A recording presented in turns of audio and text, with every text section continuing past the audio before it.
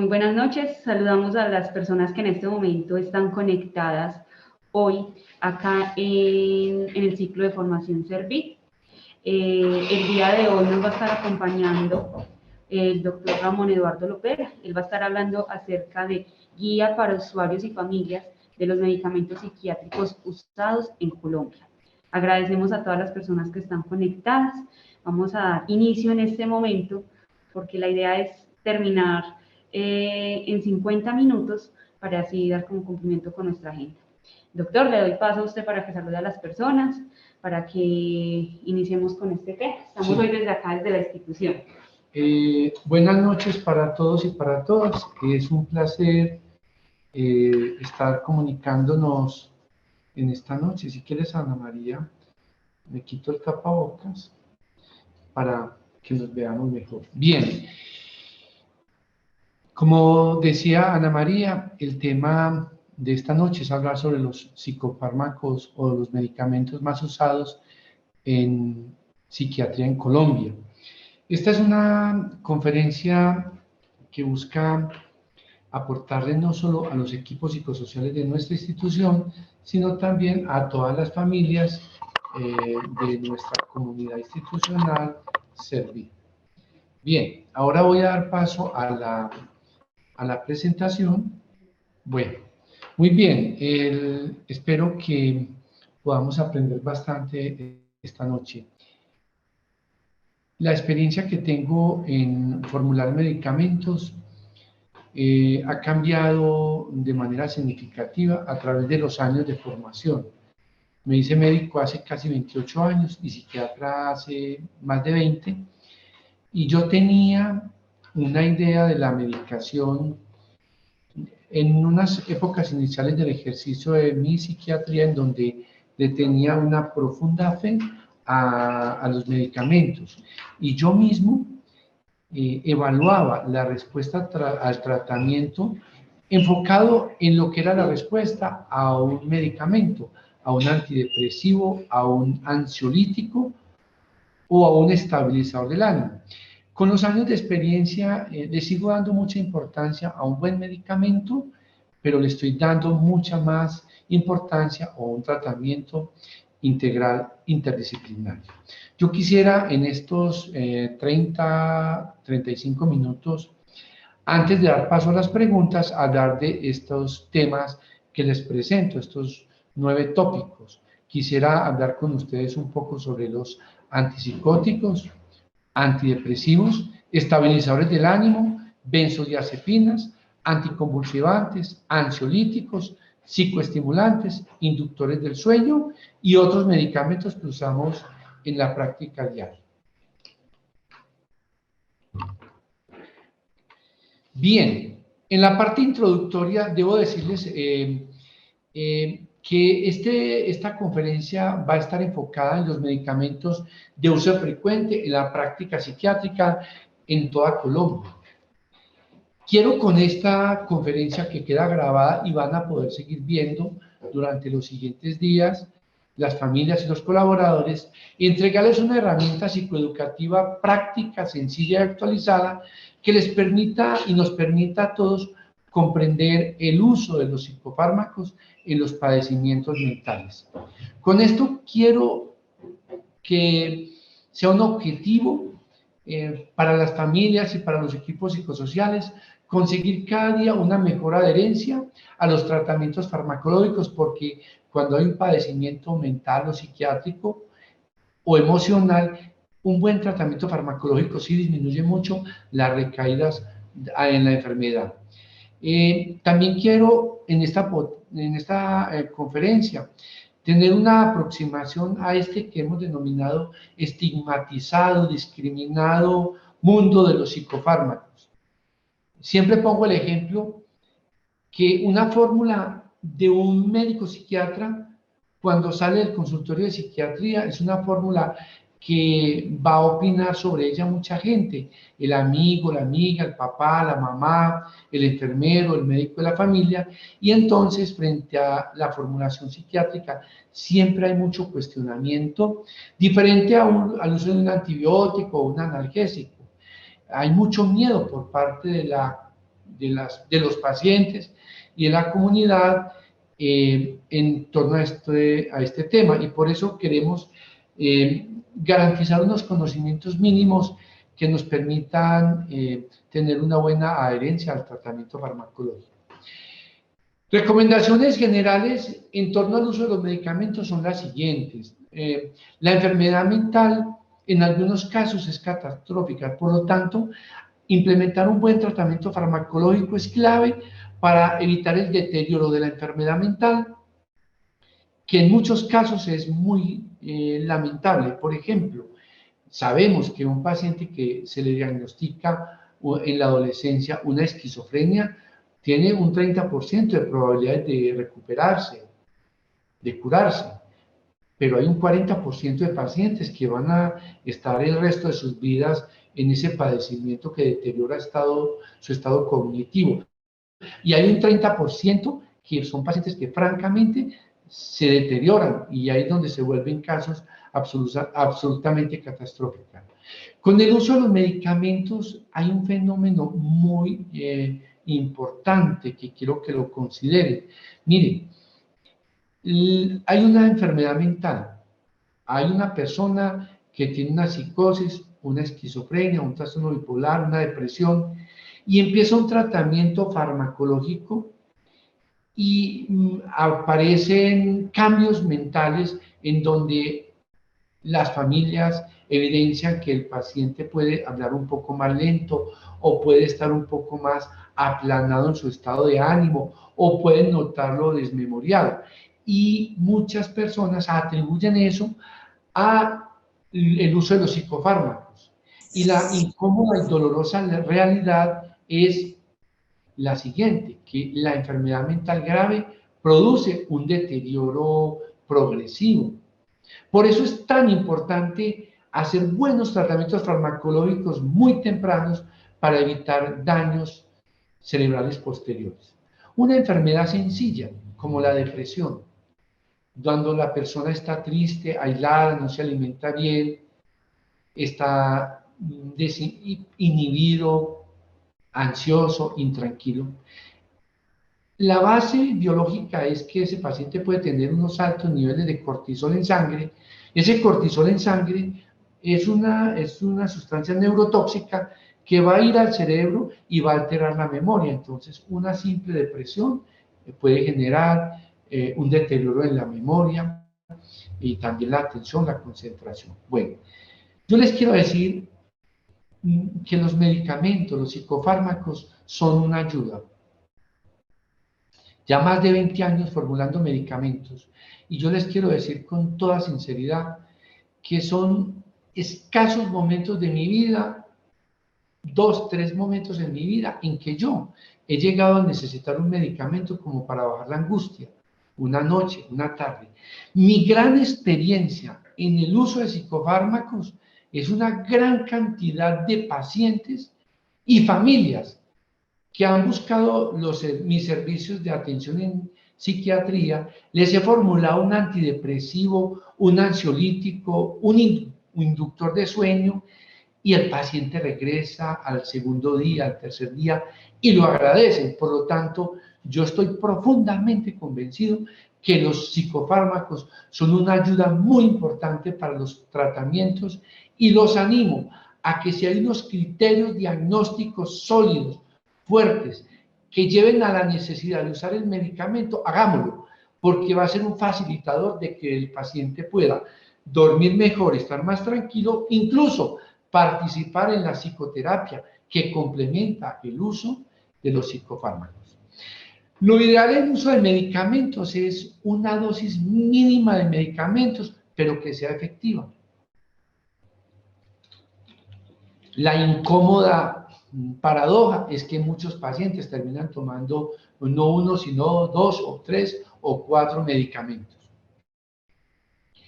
Trabajamos por usar el medicamento adecuado con un bagaje de conocimientos suficientes, adecuados, y nos apoyamos mucho en la experiencia. Esa experiencia se construye con cada paciente. Al momento en que yo decido iniciar cualquier medicamento, Siempre confieso al paciente y a la familia que en él vamos a mirar cómo le va con ese medicamento. Cuando no queda esto bien explicado, puede pensar el paciente o la familia que estamos experimentando con él. No es que estemos experimentando, sino que es que cada padecimiento es distinto, cada persona es diferente. Para un paciente, por decir algo, 5 gotas es perfecto, para otro con 10 gotas es lo perfecto, y así nosotros tenemos que empezar ese proceso, ese camino de dar un medicamento que se ajuste a las necesidades de la persona.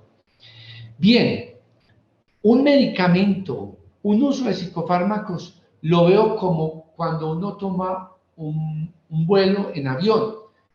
El piloto del avión tiene 2 momentos críticos: el momento de despegue del avión y el momento del aterrizaje. Entonces uno se despega el avión, se sostiene y después aterriza el avión. Así son los medicamentos. Tenemos que estar muy atentos cuando empezamos la medicación, hacer el sostenimiento, y cuando ya la vamos a descontinuar, entonces hacerlo de una manera muy bien hecha para no generar síndromes de descontinuación que se dan en muchos medicamentos, por ejemplo, con el uso de tranquilizantes o de antidepresivos.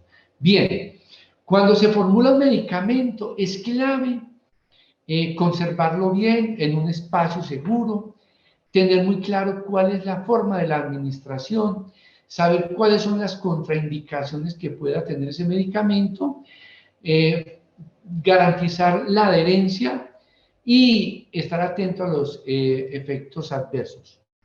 Yo, como médico psiquiatra, me he procurado por estudiar temas que me lleven o que lleven a la persona a hacer entender el beneficio del tratamiento, un poco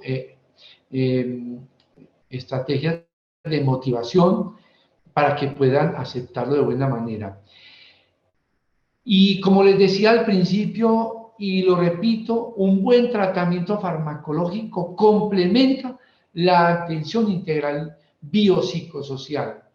Yo hoy, desde Clínica del Oriente, desde Servir, me siento muy contento con todo lo que hacemos y muy orgulloso, porque yo siento que aquí trabajo muy cómodo, y no solo lo hago yo, sino el doctor Eric, la doctora Adriana, que son los psiquiatras, sino todo el equipo psicosocial, porque entendemos que esta es una responsabilidad que no llevamos solos, sino que tenemos el psicólogo, el trabajo social, el neuropsicólogo, el terapeuta ocupacional, la enfermera, el nutricionista, de tal manera que trabajar con un equipo integral interdisciplinario es el mejor regalo que nos damos todos los que prestamos ese servicio nuestro. Y les agradecemos mucho que es la confianza que depositan en nosotros. El primer grupo de medicamentos que voy a hablarles son los antipsicóticos. Como su nombre lo indica, son los medicamentos que se usan contra la psicosis. Se usan para los pacientes que tienen esquizofrenia, episodios de manía en los que tienen trastorno afectivo bipolar, en episodios de agitación psicomotora aguda, en pacientes que tienen depresión psicótica. Las bases neurobiológicas, el mecanismo de acción cerebral, tiene que ver con los sistemas de neurotransmisión del sistema nervioso central. Cuando hay una psicosis, lo que más hay en el cerebro es que hay un aumento de la dopamina, que es un neurotransmisor que produce placer. Y esa dopamina, en algunos circuitos cerebrales, ese aumento de la cantidad es el causante de la alucinación o del delirio. ¿Y eso cómo se ha podido demostrar? A través de dar medicamentos que bloquean la dopamina, como el haloperidol, la risperidona y los antipsicóticos. Pero también funciona como sistema involucrado de la psicosis la serotonina, porque sabemos que en otras áreas del cerebro, especialmente en el área mesocortical hay una disminución de la serotonina.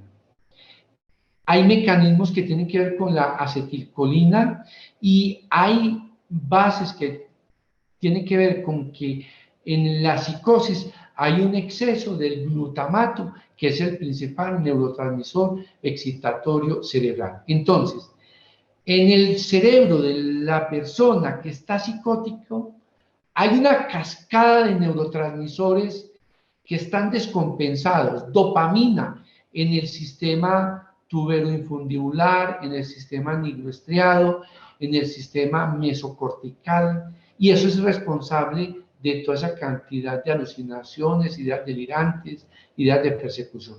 Hay desajustes de serotonina, de acetilcolina y de glutamato, y los antipsicóticos, por diferentes mecanismos de acción, buscan estabilizar esos sistemas de neurotransmisores. Y en Colombia, estos son los antipsicóticos que más conocemos. Los primeros, los antipsicóticos típicos, medicamentos que fueron los primeros que aparecieron. El primero fue el Largactil, pero ya no se consigue, pero siguió el haloperidol, la levomepromacina, la pipotiacina y la trifluoperacina. Ese es el medicamento que definitivamente todavía se sigue utilizando.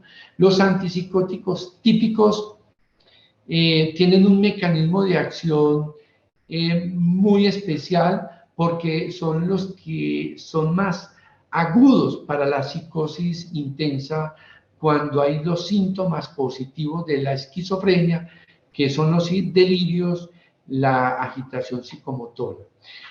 Pero los antipsicóticos tienen algunos efectos adversos y nosotros cuando lo formulamos siempre estamos muy atentos de su aparición porque queremos usar un buen medicamento que disminuya la actividad psicótica pero que no afecte tanto todo el sistema cerebral adicional. Los síntomas extrapiramidales son, por ejemplo, la acaticia, que es la incapacidad de quedarse quieto, la rigidez en el movimiento, la bradiquinesia, que es caminar con los brazos quietos, el temblor en las manos, en la lengua, y hay veces que se presentan reacciones agudas, como por ejemplo distonías, cuando los ojos se van para atrás, o la lengua sale, o el cuello se tuerce. Pero a largo plazo también hay movimientos anormales que se llaman disquinesia tardía. Esos son efectos extrapiramidales. Se les llama extrapiramidales porque comprometen ese sistema cerebral que tiene que ver con la motricidad.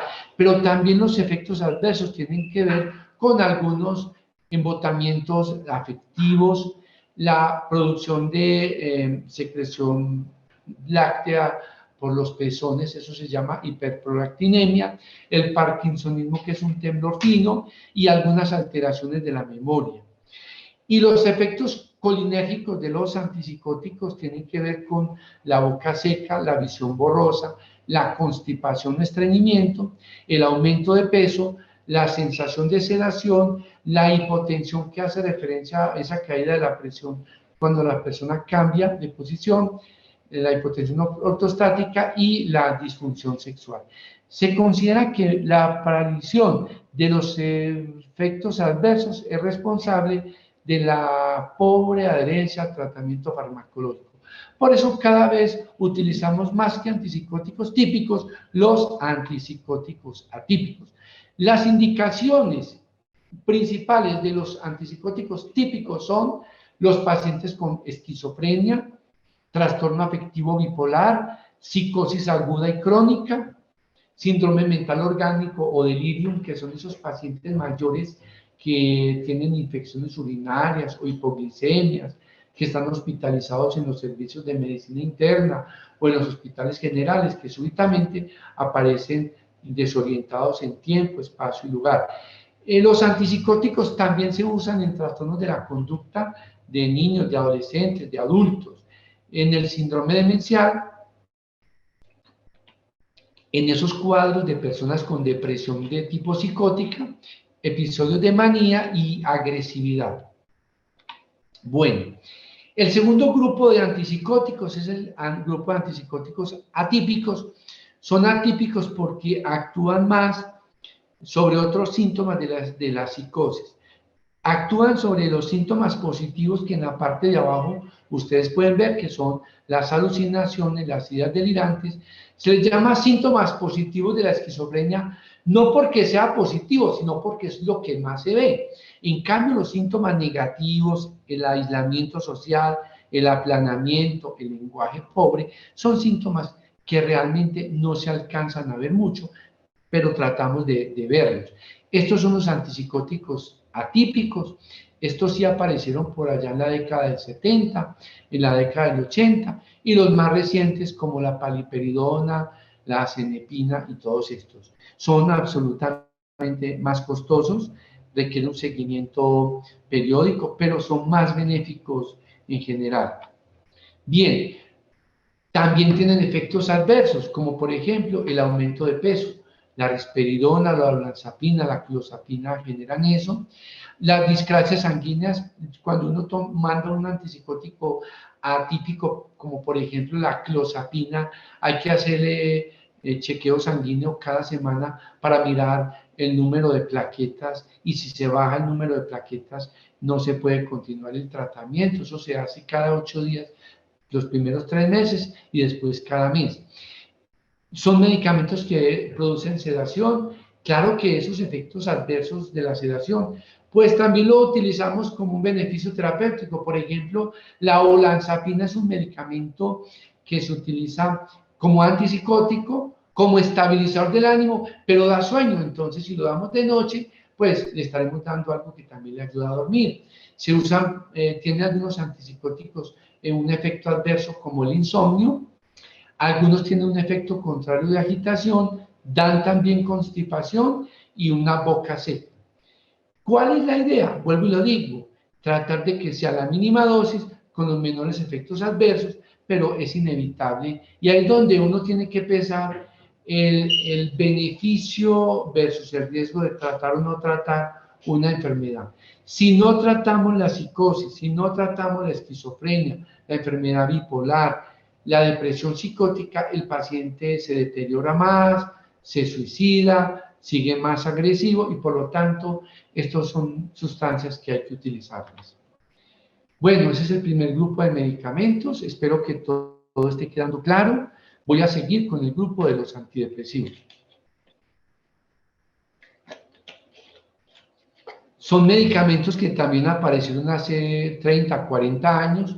También aparecieron inicialmente los antidepresivos tricíclicos, que son estos que todavía se utilizan: la imipramina, la amitriptilina, clorfenamina y fluvoxamina. Estos antidepresivos tricíclicos son medicamentos muy útiles en depresión, en trastorno obsesivo compulsivo, en trastornos de pánico, trastornos del sueño, en el trastorno por déficit de atención con hiperactividad, en algunos trastornos de la alimentación, incluso en pacientes con dolor crónico. Son muy benéficos, ayudan mucho. Y también tienen efectos adversos, como la boca seca, el estreñimiento, la sudoración, oleadas de calor, visión borrosa, temblor fino. Estos antidepresivos se demoran en actuar por lo menos 2-3 semanas.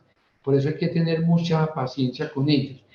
Los más modernos antidepresivos serían los inhibidores de la recaptación de serotonina, el famoso Prozac o píldora de la felicidad, la sertralina, la paroxetina, el citalopram. Son medicamentos que también se demoran 2 o 3 semanas en actuar. Generalmente empezamos con una dosis bajita en horas de la mañana para ir mirando la tolerancia del medicamento. Vuelvo y les digo, al principio es mejor empezar dosis bajita, despacio. Cuando ya están los pacientes o las personas en condición de pacientes internadas, nosotros nos damos la oportunidad de darles dosis un poquito más altas, porque sabemos que si hay un efecto adverso, lo sabemos controlar, los detectamos rápido y procedemos de manera eficaz.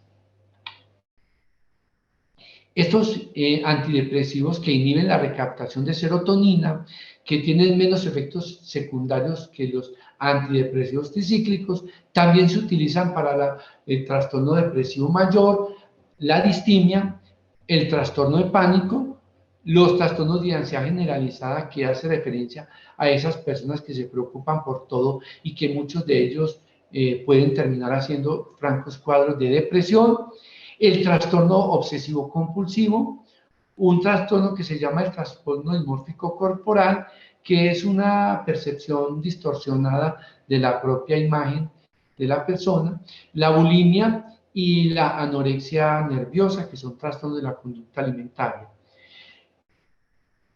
Usamos mucho en psiquiatría, después de encontrar los criterios diagnósticos, como la motivación, la persuasión, para que el paciente y la familia entiendan que vale la pena probar un medicamento 1 mes, 2 meses.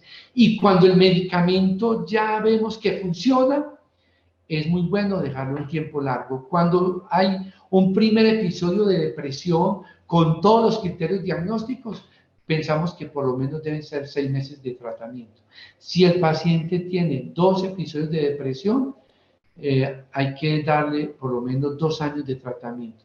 Pero si una persona tiene más de 3 episodios de depresión, hay que darles antidepresivos el resto de su vida, es decir, de un tiempo indefinido. Y hay investigaciones que han mostrado que los antidepresivos inhibidores de recaptación de serotonina estimulan el factor de crecimiento de las neuronas. Por lo tanto, son neuroprotectores. Yo quiero llevarlos a que sepan que una cosa es vivir con una ansiedad permanente o una depresión permanente o una psicosis permanente, con un aparato mental o un cerebro excitado, produciendo cortisol, dopamina, serotonina, noradrenalina, absolutamente sobrecargado, desgastándose.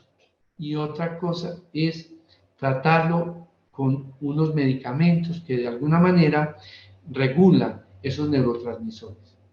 Hay unos antidepresivos que se llaman antidepresivos de acción dual porque combinan mecanismos de acción diferentes y tienen algunos efectos secundarios que se usan como un efecto terapéutico. Estoy hablando, por ejemplo, de la mirtazapina, que es un buen antidepresivo, que cuando se manda por la noche ayuda a que el paciente pueda dormir. La duloxetina, que se utiliza para pacientes con depresión y que tienen también muchos síntomas orgánicos de dolores de cabeza, dolores precordiales, en fin, la desvenlafaxina, que se utiliza para pacientes con depresión con algunas condiciones orgánicas, y el Effexor o la venlafaxina. Ya les dije, indicaciones son estas mismas, los efectos adversos son similares. Estos son los antidepresivos que llamamos antidepresivos atípicos, porque quitan la depresión, pero son útiles como por ejemplo el bupropión o el Mutrin para disminuir la ansiedad por el consumo del cigarrillo, y también se utiliza como antidepresivo. La agomelatina, que es un medicamento antidepresivo que sirve para inducir sueño, y la trazodona, que se utiliza para inducir sueño y también a dosis más altas sirve como antidepresivo. Bueno, ya les hablé del uso del bupropión, la trazodona y la agomelatina. Listo. Van 2 medicamentos, vamos al tercero, los estabilizadores del ánimo. Y estabilizadores del ánimo son el más importante, el que fue encontrado por casualidad hace 70 años, el carbonato de litio, el medicamento más usado para el trastorno afectivo bipolar. Después fue encontrado el ácido valproico y valproato de sodio, la carbamazepina, la oxcarbamazepina, la lamotrigina. Es muy importante en estos estabilizadores del ánimo hacer un seguimiento de los niveles séricos del medicamento en sangre, porque tienen un margen terapéutico estrecho y hay que hacerles chequeos frecuentes de la sangre. Estos estabilizadores del ánimo se indican para el trastorno afectivo bipolar, para una depresión mayor que refractaria o recurrente, para los que tienen trastorno esquizoafectivo, se utilizan como anticonvulsivantes, excepto el carbonato de litio, que solo se utiliza para trastorno bipolar y para depresión resistente. Tienen también efectos adversos como las discrasias sanguíneas, por eso hay que chequear la sangre, dan boca seca, náuseas, temblores, debilidad muscular y confusión.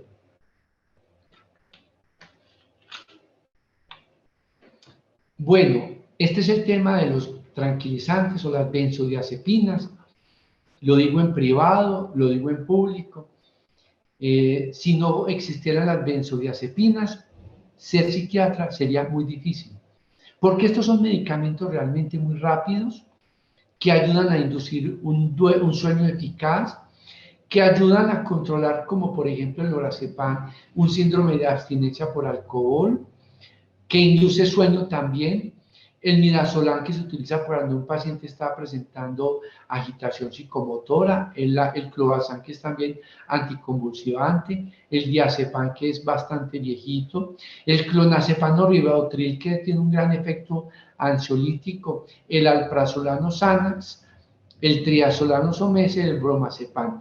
Son medicamentos útiles. Siempre lo digo que cuando alguien sufre por un estado emocional displacentero o una alteración del sueño o una angustia desastrosa, un tranquilizante es una medida salvadora que hay que utilizar y nosotros los utilizamos. Obviamente, estos medicamentos sí los usamos con mucha precaución en pacientes que tienen historia de trastorno por consumo de sustancias o de adicciones. Casi que de entrada no los usamos, pero en los síndromes de abstinencia y bajo supervisión intrainstitucional sí los utilizamos.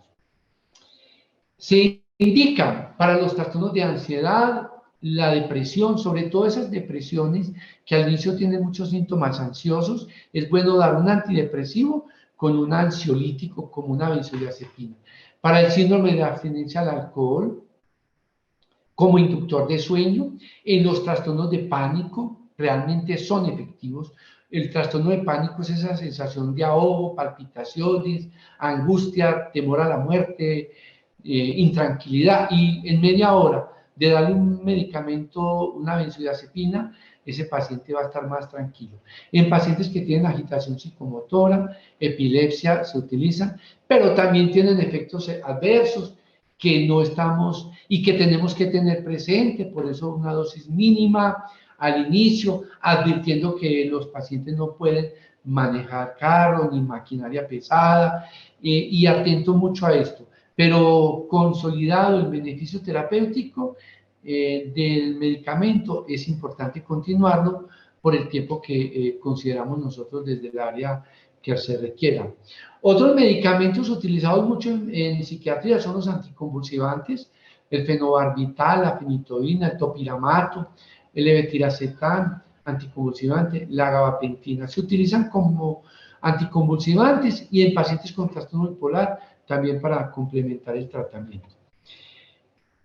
Como les decía, epilepsia, convulsiones y en profilaxis de la migraña son de beneficio terapéutico, con un listado importante de efectos adversos que yo con sinceridad les digo, no todos los anuncio desde el primer día, porque no siempre se presentan, y a veces cuando uno dice, te puede dar esto, lo puede sugestionar y sí le da, pero bueno, hay que saber cuáles son los efectos más frecuentes y se advierte, y las personas pueden estar más tranquilas.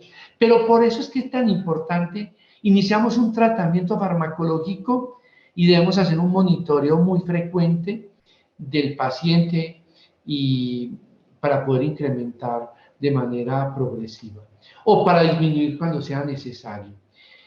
Otros medicamentos útiles ansiolíticos son la pregabalina lírica, que se está usando para los trastornos de ansiedad generalizada en pacientes por consumo de sustancias, la etifoxina y la buspirona.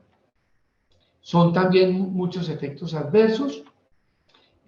Bueno, este es otro grupo de medicamentos que es el grupo de los psicoestimulantes.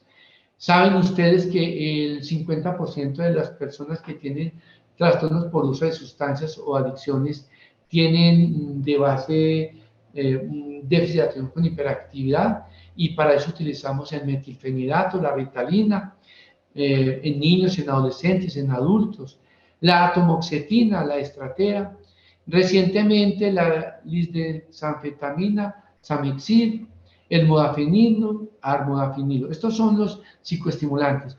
Un buen tratamiento farmacológico para un paciente internado por adicciones es tratar Si tiene un déficit de atención con hiperactividad y tiene criterios de beneficio con los medicamentos, usar un psicoestimulante, porque sí mejora mucho el aprestamiento, y esto más la rehabilitación neuropsicológica realmente es muy efectivo. Indicado, como les decía, en los trastornos por déficit de atención con hiperactividad, en pacientes con somnolencia diurna, en narcolepsia, y al inicio el efecto secundario más frecuente es la reducción del apetito. Al inicio del tratamiento puede haber como un insomnio, algo de dolor de cabeza y dolor abdominal que le advertimos, dele una tableta de Doles y se calma realmente. Y esto en 1 o 2 semanas suele desaparecer. Y disminución del apetito al principio impacta el peso, pero con las semanas esto se compensa. Inductores de sueño que utilizamos también son la melatonina, isopiclona, todos medicamentos que sí es mejor ser formulados por el médico. Yo quiero pues darles esta información como una herramienta que les pueda ayudar, pero definitivamente la formulación sí debe ser exclusiva indicada por el médico y por los psiquiatras, por los neurólogos, por los especialistas.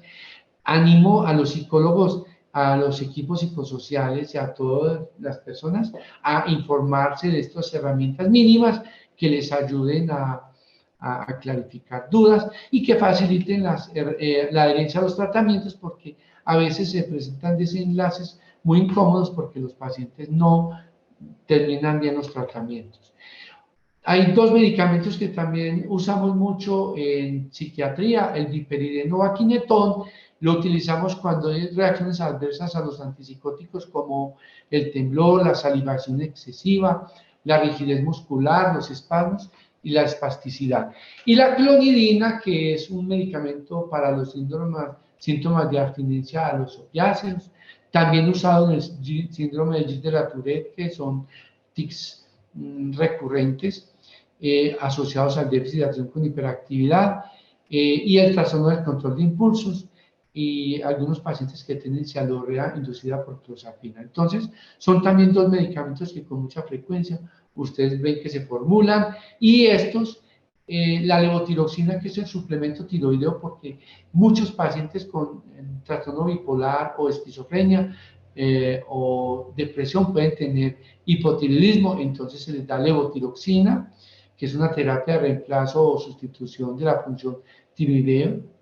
La difenhidramina, que es un antihistamínico que contrarresta los efectos extrapiramidales, es decir, el temblor que producen los antipsicóticos, y genera algo de sedación, y también es antiemético, es decir, disminuye las náuseas y el vómito. Y finalmente, pues el propanolol, que lo utilizamos para la taquicardia en pacientes con ansiedad, en las personas que tienen temblor esencial o problemas de agresividad, incluso personas que antes de exponerse en público ante una conferencia tienen mucha sudoración, mucho temblor. Tomarse media pastilla de propanolol puede ser una herramienta útil. Estas son algunas de las referencias que pueden ustedes tener ahí de las que se han sacado esta conferencia. Dejo y voy a mostrarles, voy ahorita a pasar a dejar de compartir para entrar a resolver las dudas que puedan surgir. Bien. ¿Alguna pregunta? Doctor, buenas noches. Sí, buenas noches. Soy Angélica Lopera, la hermana de José Rodrigo. ¿Cómo está? Muy bien, Angélica. ¿Cómo están ustedes y cómo está José Rodrigo? Pues bien, va bien afortunadamente, sí, señor. Qué bueno, me alegro mucho. Cuéntame, Angélica, tu duda. Bueno, tengo 3 dudas. ¿Qué es una buena adherencia al medicamento? Pues puede sonar obvio, pero ¿cómo se da cuenta uno de eso? Bueno, dígame las 3 a ver y después yo Bueno, ¿qué es el trastorno obsesivo compulsivo y qué es la cialorrea? Bueno, gracias por las preguntas, Angélica.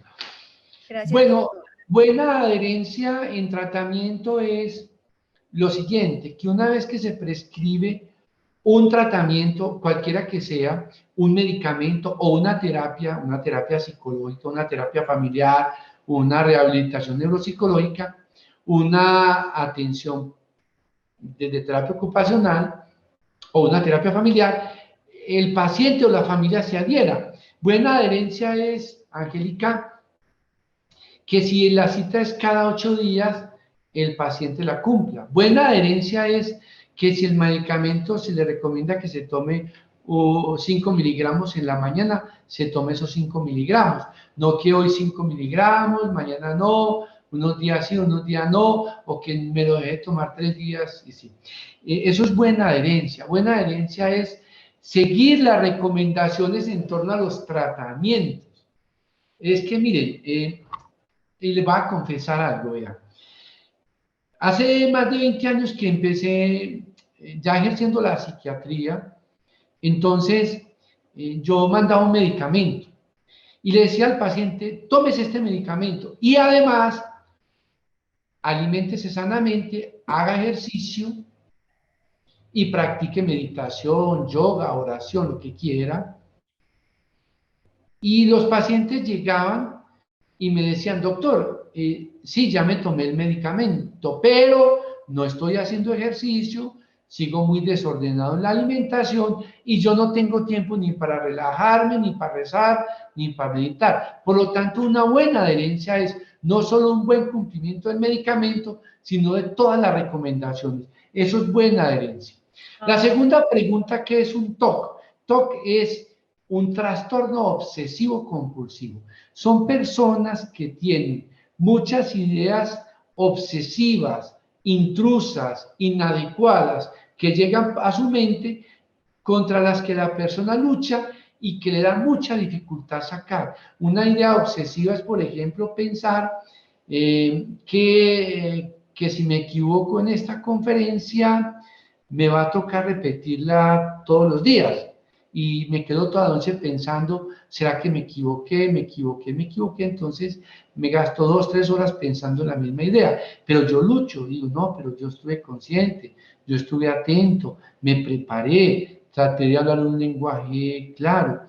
Entonces una idea obsesiva, es una idea fija contra la que uno lucha y que genera malestar y sufrimiento. El trastorno obsesivo compulsivo también se acompaña del que lo sufre de muchos rituales compulsivos, como por ejemplo lavarse muchas veces las manos, echarse mucho jabón, verificar que las puertas estén bien cerradas. Es normal que uno cierra su puerta de su casa y de pronto le dé por ir a verificar que se haya cerrado bien la puerta una vez. Pero si la persona tiene que ir 20, 30 veces, entonces ya es obsesivo compulsivo. Listo. Y la ciarrea es una salivación abundante que se produce en los pacientes que toman antipsicóticos como haloperidol, risperidona, olanzapina, clozapina. Es una salivación excesiva que se trata de la siguiente manera: bajando la dosis del medicamento y también dando algún medicamento adicional. Gracias, Angélica, por tu pregunta. Gracias, doctor. Siguiente pregunta. Doctor, Juan Fernando tiene una pregunta. Bueno, Juan Fernando, ¿cuál es tu pregunta? Doctor, muy buenas noches. También muy buenas noches a los compañeros y a las familias. Sé que también luego los pacientes van a ver esta importante capacitación que usted nos da, doctor. No, bueno, primero es agradecerle, ¿cierto? También ayudarnos a cada día ir transformando más lo que es el pensamiento, viendo la importancia de la medicación.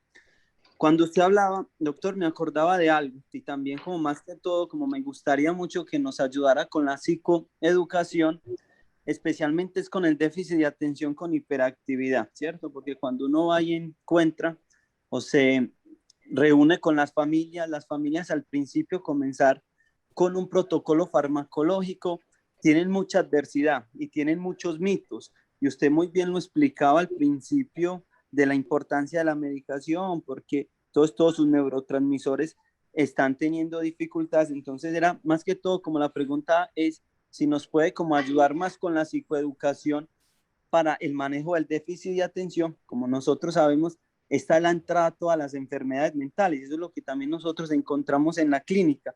Entonces, ¿cómo nos podría ayudar más que ya que tenemos familias con la psicoeducación para este trastorno? Y muchas gracias. Juan Fernando, gracias por la pregunta. Voy a responderla y también veo la mano levantada de Jimena y de Mateo. Paso a la pregunta. Mira, Juan Fernando, la psicoeducación es muy importante que la hagamos siempre. El déficit de atención con hiperactividad es una condición humana bastante frecuente que tiene un componente genético muy grande, que empieza en la niñez, la adolescencia, y que en un porcentaje muy significativo, hasta un 30-50% de adultos, persiste esa condición, ese déficit de atención con hiperactividad. Como su nombre lo dice, y aquí lo has dicho tú, 50% de los pacientes o un poquito más tienen de base, de los pacientes con adicciones, tienen de base esa condición que se caracteriza por dificultades de atención, hiperactividad, impulsividad, y a veces se presentan todas juntas, y que son un factor de riesgo para el temprano inicio en el consumo de psicoestimulantes, porque esas personas, esos niños son más arriesgados, más impulsivos, más acelerados y que toman esos riesgos. Y pareciera que fueran más dulces a las adicciones las personas con déficit de atención con hiperactividad. Y psicoeducación es muy importante en todo, Juan Fernando, y todos los padres de familia y equipo psicosocial, desde Servir, que es nuestro programa para la atención de las adicciones, es un capítulo muy importante. Las familias y los pacientes tienen que saber muy bien cuál es el diagnóstico, cuál es el tratamiento y cuál es el beneficio. En déficit de atención con hiperactividad tenemos un asunto muy complejo y es que es incómodo y doloroso saber que un niño y un adolescente hasta un 50% tiene probabilidades que si tiene esto caiga en alguna adicción. Por lo tanto, que si yo tengo un hijo de 9, 10 años que tiene esta condición, yo debo saber que a los 13, 14, 15 años, cuando le den a probar sustancias psicoactivas, va a tener más riesgo de entrar a consumir y hacer una dependencia. Listo. Entonces, la gente piensa que es adicto en la adolescencia y la juventud, que porque pequeñito le daban metilfenidato, que es la Ritalina. Y claro, como ese es un psicoestimulante, y la gente confunde un efecto derivado de haber utilizado el metilfenidato con la condición de estar propenso a el trastorno por el uso de sustancias. Y vos trabajas desde tu área de neuropsicología muy bien, todo, y es el valor agrega, un valor muy importante en nuestro programa de Servir, es la valoración neuropsicológica a los que están internados más de un mes, donde nosotros hacemos y tú aplicas esa batería que nos has enseñado a conocer y nos da una muy buena idea de cómo está la atención, la memoria, la percepción, las funciones ejecutivas, la planeación. Y en nuestro programa rehabilitamos esa parte que tú eres el responsable de eso. Entonces, eso es lo que yo creo que es importante que sepan. Juan Fernando, gracias por la pregunta. Invito a todas las familias a preguntarle al equipo de la institución sobre el diagnóstico y el tratamiento. Voy a responder, tienen la mano, aquí está Jimena. Bueno, está bien. Eliana Londoño, ¿bien puede Eliana? Doctor, buenas noches, ¿cómo está? Bien, Eliana, ¿y usted? Bien, gracias. Doctor, lo que pasa es que pues, realmente yo era una pregunta pues como más personal. Es que yo vengo tomando imipramina hace 2 meses. Y pues la verdad yo quisiera dar pues porque en este momento siento que pues no me está haciendo como nada. Entonces no sé, como si otra vez donde el médico y tratar de que me manden algo más fuerte, o pues no sé como qué hacer, porque igual pues ya volvieron otra vez los periodos de ansiedad demasiado fuertes y de depresión. Bueno, mira, Liana, gracias por la pregunta. Preferiría, pues, decirte por ahora que si no evidencias mejoría, fueras a consulta especializada para mirar qué otro medicamento te pueden ayudar. Sí, pero tu pregunta también me lleva a decirle a las familias y a todos que es muy importante estar atentos a los tiempos, porque ya para tener 2 meses o un tiempo largo era para que tú mejoraras y por lo tanto no debes quedarte sufriendo y angustiando o triste, sino que debes buscar la ayuda. Gracias por la pregunta y espero que a todos nos sirva tu pregunta para esto. Sigamos con Mateo. Mateo Duque 9. Y luego la jefe Doctor, buenas Jiménez. noches. Buenas noches, ¿con quién hablo? Doctor, la tía de Mateo Duque, ¿cómo está? ¿Cómo está? ¿Su nombre es cuál? Edelmira Muñoz. Ah, bueno, Edelmira, cuénteme. Una preguntita también como un poco personal, doctor. Lo que pasa es que a mí me dan pues, trastorno de ansiedad desde hace ya varios años y siempre me mandaron fluoxetina. Y que voy al médico, preguntan algún medicamento, entonces yo les digo, sí, fluoxetina, entonces siempre me la mandan pues ahí mismo sin evaluarme otra vez. ¿Es necesario volver a evaluarme o la puedo seguir tomando pues como está el Sí, médico? lo ideal sería que te evaluaran nuevamente. Y lo que pasa es que con los medicamentos de psiquiatría hay mucho prejuicio también desde los médicos, que a veces no tocan Sí, ningún señor. medicamento ni preguntan síntomas, porque ese tema de lo emocional se vuelve en consultas demasiado largas, entonces prefiero continuarle lo que está tomando, por un lado. Y por otro lado, entonces, hay otros especialistas y otros médicos que toman la decisión de quitar toda la medicación de psiquiatría. Eso lo veo yo mucho en los hospitales generales, que llega un paciente con trastorno bipolar, esquizofrenia, depresión, entonces el internista o el cardiólogo a veces les quita todo, y algunas veces, y eso pues realmente le hace daño a los pacientes. Listo, muchas gracias. Siguiente pregunta. Jimena, ¿quieres preguntar? Doctor, no, pues más que una pregunta es como un aporte rápido. Me parece muy importante agradecerle pues como por esta capacitación, que es un tema bastante pues, de muy interés para todos. Y quería dar como mi aporte como enfermera, ¿cierto? Porque el psiquiatra pues es experto en psiquiatría, por supuesto, en medicamentos, pero yo también, por ejemplo, llevo en enfermería, en la parte psiquiátrica 7 años, darle pues como a todos los asistentes, digamos, también la opinión y la invitación a que no estigmaticemos los medicamentos, ¿cierto? Estoy totalmente de acuerdo con usted, doctor. Los medicamentos salvan vidas. Los pacientes que en algún momento han pasado por algo así pueden decir, me han devuelto la vida, y no precisamente porque hayan hecho un paro respiratorio, sino porque han sentido la muerte a través de la ansiedad, a través de la depresión o a través de los ataques de pánico, ¿cierto? A través de las alucinaciones o psicosis. Entonces era como decirles eso, que también yo como enfermera he presenciado bastantes tratamientos exitosos y casos exitosos a través de los medicamentos y por supuesto de la psicoterapia, de un tratamiento integral, lo que beneficia indudablemente al paciente y por supuesto a toda la dinámica familiar. Entonces se salvan matrimonios, se salvan, digamos, la dinámica de la familia, se vuelve a ser una persona pues como práctica y adecuada para la sociedad. Muchas gracias. Jimena, te agradezco mucho y nuevamente en público, feliz día, hoy es el Día de la Enfermera. Muchas gracias, Y doctor. esto es muy importante en nuestra institución y gracias por tus aportes. Bien, yo creo que ya por hoy podemos dejar, nos veremos en una próxima y los paso a darle ya a nuestra comunicadora Ana María por esta comunicación que ha sido tan perfecta, tan intachable.